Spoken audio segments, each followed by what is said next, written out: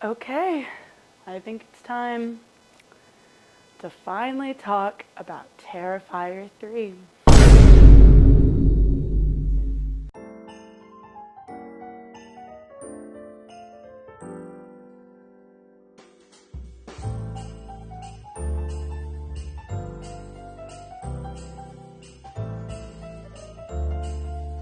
Hello everybody and welcome to this week's episode of Final Girl Moments.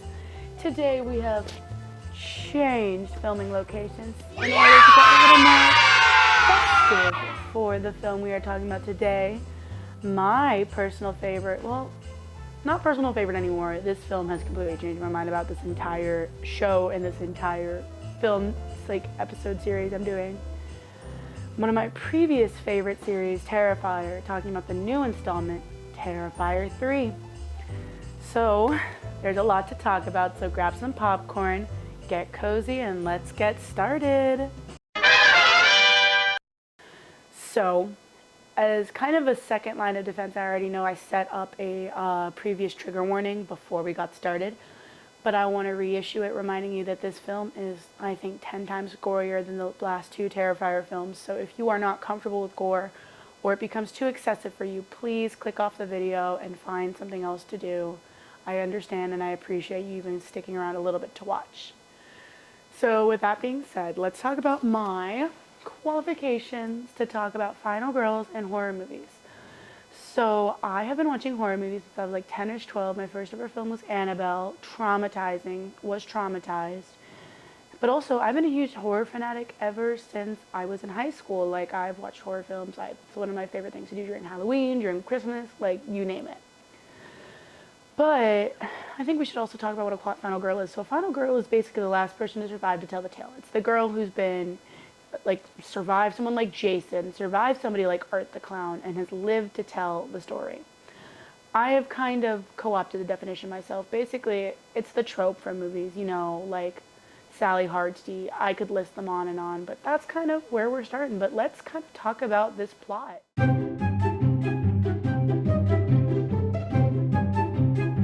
Okay, so I actually didn't finish this movie the first time. My friend and I went to go see it, and we proceeded to leave after not even half of it. Not even half. I'll tell you at what point did we leave. But basically, we are starting right back up from where we left off, but 5 years ahead of time. So Art, dressed as Santa Claus, goes and, oh wow, fancy.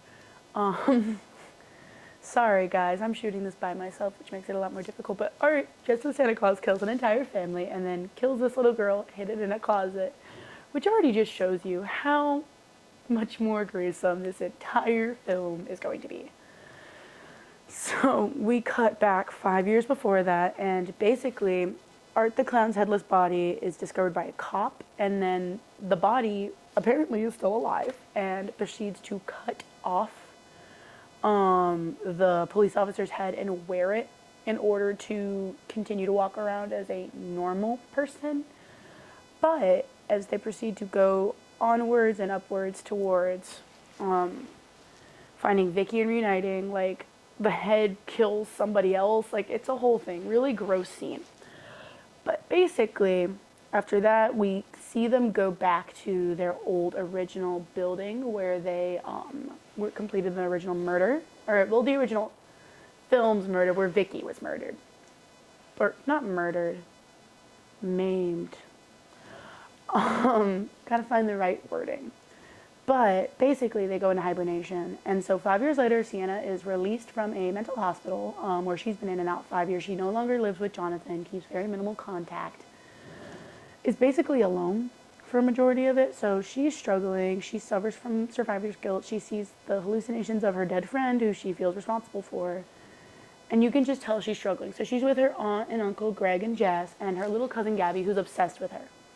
And, like, that would definitely bode well in a horror movie. Definitely, for sure, totally, 100%. So, basically, they are getting ready for Christmas. Jonathan, doesn't really want to talk to Sienna. They go to the mall, and Art is dressed as Santa Claus. He had used So we see that original scene, and that's when it's present day, where we're talking about now. He stole that suit from a Santa impersonator at the bar, where he literally froze him to death with liquid nitrogen and then smashed his body to pieces. This is the tone of this film. I know, brutal. So basically, he's dressed as Santa Claus, like, Sienna's getting hallucinations, she's freaking out. And so they leave, she goes to talk to Jonathan, who's like, I don't want anything to do with this, but then kind of wants anything to do with it. It's a weird situation, you know, family stuff. But Art blows up the entire mall. Well, not the entire mall, the Santa area of the mall. He hands out presents to kids, and then a little kid opens his box and blows up the entire area with melting kids. It was real gross. This is actually where I left. The first time me and my friend left, we were just really freaked out, and frankly, I get it. Like, this was disgusting. I do not recommend, but they move on from here, and basically they decide they need to get the sword, because Jonathan and Sienna have talked about how for every demon, for every power like that, there needs to be a counterbalance or an angel, and Sienna and the sword were chosen as that counterbalance. So they went and get the counterbalance, and then Art starts causing more mayhem, and not mischief, that's just mayhem. Just mayhem. So he kills the podcasters that Sienna and Jonathan were uncomfortable with, as well as now he shows up to the family home and kills Greg, kidnaps Gabby, and ties Jess up. And this is the goriest part of the film that we're about to talk about, so if you are uncomfortable with body gore and intense horror, skip forward about a minute or so, maybe 45 seconds. I'll specify right up here. But they shove a tube down Jess's throat and force rats up a bit. And to get the rats to go up, they put a blowtorch under it. So the rats crawl into her stomach and then shoo their way out in order to kill Jess. And that's what I mean by this being the goriest part of the film. But basically, they are trying to kill Sienna, but Sienna tricks them and says she wants to open her Christmas present. She had wrapped the sword up in a box, and they went with it because I think they're just messed up psychos, but she basically slices Vicky, beheads her, and she disintegrates, and Art attacks Sienna, and it's a whole thing, and Vicky's blood creates a portal to hell, and Gabby falls through it. And, like, it's a whole thing. Gabby falls in with the sword to the abyss, to hell. And, like, it's a whole thing. Art, like, escapes on a bus. Like, dips. Went, peace out. See you later, Girl Scout. And Sienna's starting to, like, naturally heal from her, like, magical powers. Is now having to go find Gabby. And that's where our film ends. Because why would it be normal? Yeah, this is wild. I know. Stick with me. Bear with me. It's a whole thing. But from here, I think it's time to talk about Sienna as a character. So let's get started. Jesus Christ. Poor Sienna has just consistently been traumatized. Like, she lost her family. She doesn't talk to her brother anymore. She's had to witness all this violence and murder and generally nasty, nasty stuff. But yeah. She can't catch a freaking break, man. Like, if I was her, I would be done. I would have already been like, nope, screw this. I don't want to be involved with this. I'm done. Peaced out. Been done with it. But I really think that her character dynamics and her resiliency makes her such a compelling final girl. So I'm excited to give her her updated ranking for this film. So let's get started.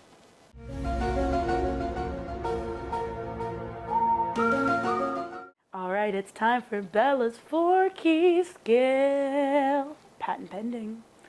So today we are going to use the 4-key scale again, which I developed in my opinions on horror movies and basically let me rate them on whatever amount I want. So she needs a 30 out of 40 to be considered a final girl. So let's start with her first skill, competency. Jesus, goodness gracious, this woman can save herself, has fought for herself, has advocated for herself this entire film. She has dealt with extreme trauma and grief with the death of her family. And I would not be able to push through and do that. So I'm going to give her a 10 out of 10. For skills, 10 out of 10. She fights back. She fights the battle and she wins that war. Like, I respect her immensely. bad bitchery. She gets a 10 out of 10. She literally banished a demon to hell. Like, and she's going to go save her, like, cousin. Like, this is really, really cool. Like, she's such a fighter. And is she a final girl? Heck yeah, she's a final girl. Like, 10 out of 10. She is now the current era definition of a final girl. So you guys can let me know what you think. I'm excited, but like, I'm like, yes, slay Sienna. I'm excited for Terrifier 4, which apparently takes place in space, according to Damien Leone. So that'll be interesting. So next episode, we're going to be covering Pearl from the X series as a completely different form of a final girl. And so I just wanted to thank everybody for watching, and I want to thank my production crew behind me who have supported me and helped me and dealt with all my ramblings and being traumatized after watching this film for the first time. I hope you guys do something fun. Please watch a happy Christmas movie and make good choices. Stay spooky. Bye, guys.